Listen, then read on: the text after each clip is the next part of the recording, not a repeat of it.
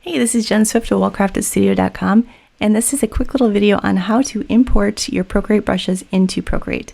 So when you purchase brushes, or if you get them someplace for free, like on my free library, I've got a few different ones. When you do that, you're going to get a zip file. And so to open a zip file on an iPad, and I'm going to show you guys iPad because I know you have iPads and because you have Procreate, and Procreate is iPad only.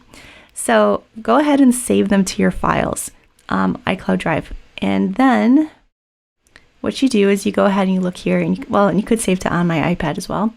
But when you open that up, if you check recents or wherever, you will find Boho Rainbow Procreate Bundle.zip.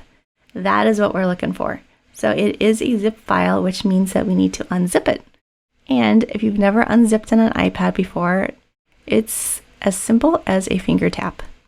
Like legit, that's pretty awesome. So here we have the Boho Rainbow Procreate Bundle. It's in the blue folder, which is now open. Usually it kind of pulls it up to the very top. So now I'm going to just tap that again, and that opens the folder.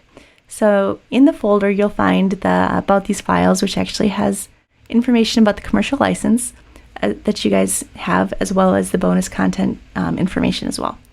So it has the 4 brush sets, and then it has the 2 different palettes.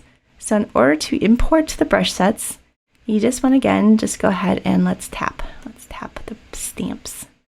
Okay, so it was super quick, but it opened Procreate, it imported the brushes, and now up here in the brush library, at the very top, once you page up, you'll see the Boho Rainbow stamps. So that right there is as easy as it is. So now you just want to go through and you go back and back out, and you want to go and repeat that with each one of these brush sets. So that is the brush sets, and now the color palettes are actually the same process, only instead when you do that, it brings it into your color panel here, and it puts it all the way to the bottom. So there it says Boho Rainbow Light Theme. So there's the palette. I would suggest like right away just set it as a default, and then you'll see on this main panel that you've got it all right here. So repeat that with the other one, and then yeah, it's steady, you're ready, and you are good to go to create. So thank you again for purchasing.